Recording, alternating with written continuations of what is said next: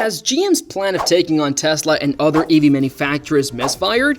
GM has spent tens of billions of dollars developing electric vehicles, but those ambitious goals don't seem very successful. This has led GM to reduce electric vehicle production. Being an EV buff, you must have noticed that the past year has seen a downturn in the demand for electric vehicles worldwide due to increased competition from Chinese manufacturers and high borrowing prices in the United States. Is that the reason GM has reduced its dependency on EVs and started focusing on gasoline vehicles? If you notice, similar to every other automaker, GM makes the most money from the gasoline business rather than the electric vehicle market. Due to their primary source of profit, gasoline-powered automobiles are the focus of companies such as General Motors. Strong demand for the automaker's very profitable pickup trucks and SUVs under the Chevrolet and GMC brands will help GM CEO Mary Barra.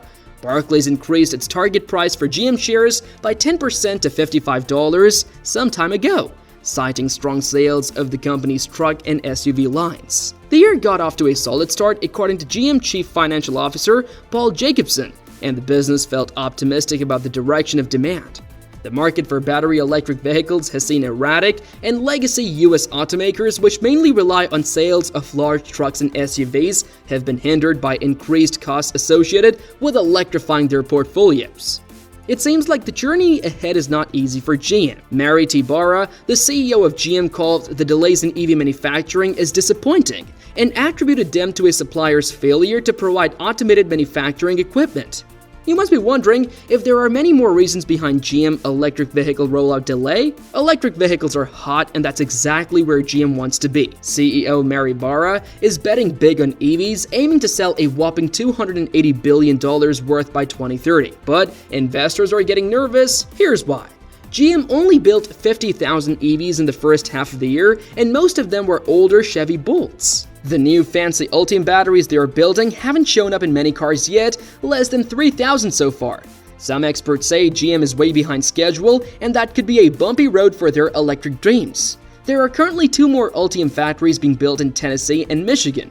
According to Ms. Barra, GM is continuing to produce 400,000 electric vehicles in North America between 2022 and 2024, with an additional 100,000 units anticipated in the second part of this year. She did not, however, reiterate a previous estimate that the business would generate over $1 million in revenue by 2025, the majority of which was expected to come from Ultium technology. Just 1 year after deciding to collaborate on a $5 billion project to try to outsell Tesla in sales, Honda Motor and General Motors announced that they were abandoning their plan to jointly manufacture inexpensive electric vehicles. It seems like GM's deal with Honda has also gone down much earlier than expected. GM is on a roll with electric vehicles, planning a bunch of new models. But hold on, things just hit a speed bump. Those costly strikes with the United Auto Workers are adding up, to the tune of $200 million a month. That's a huge amount, so what is their focus now? Making sure they turn a profit. This means slowing down the launch of some EVs. They've even scrapped their earlier profit goals for 2023. This shift also meant rethinking their partnership with Honda on those super affordable electric SUVs.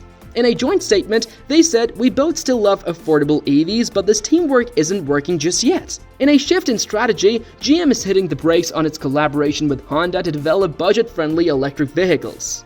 This comes after GM CEO Mary Barra announced a refocus on higher-margin EVs despite a previous $5 billion commitment to the Bolt EV. The collaboration announced last year aimed to create a new platform for affordable electric crossovers using GM's Ultium battery tech. However, according to Honda CEO Toshihiro Mibe, after further review, Honda decided the project wasn't the right fit.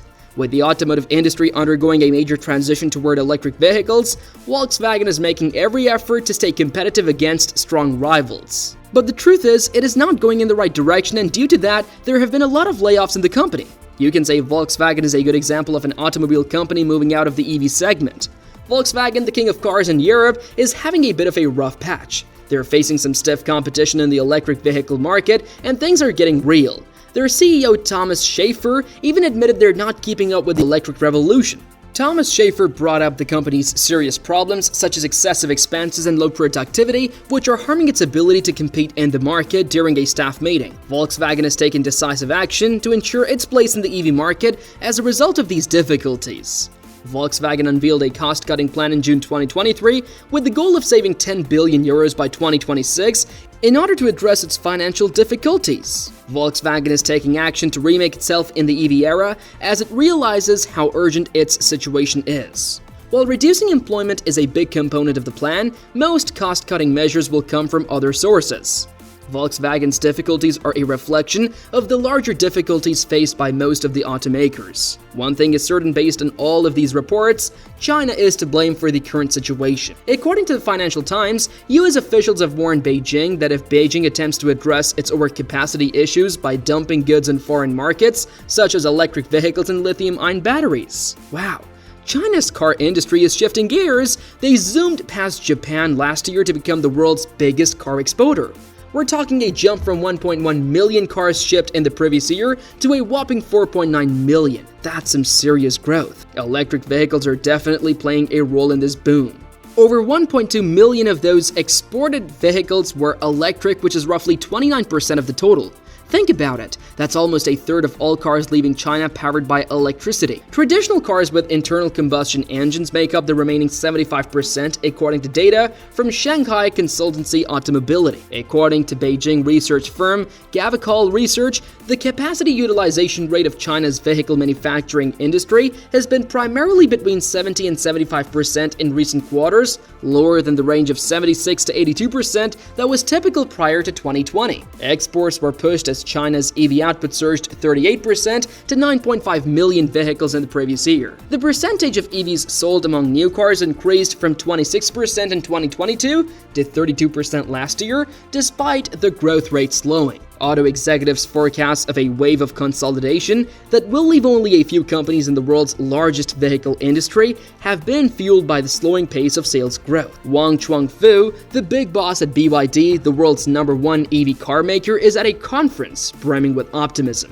So you must be wondering, why is he so happy? He predicts that half of all EVs sold in China this year will be BYD cars. This comes after a wave of anger from the West and some folks in China worried about that the EV boom might be a bubble, just like many past industrial trends in China. Now there are signs that Beijing might be getting ready to step in and regulate the EV market more. Vice Minister of Industry and Information Technology Xin Guobin issued a warning in January stating Beijing would take strong action in response to certain local government agencies and businesses building new electric vehicle projects blindly. Inadequate demand from external consumers was another issue he raised. China's Commerce Ministry and 8 other agencies had earlier stated plans to use free trade agreements and increase cooperation with foreign partners to assist the healthy development of the nation's overseas EV expansion. If things go as planned, then China would be the leading destination for EV manufacturing. So what is your take on General Motors' plans to stop EV production and concentrate on their regular market? Do let us know your thoughts in the comment section. For more interesting stories and updates, subscribe to our channel and do not forget to press the bell icon for notifications. Goodbye.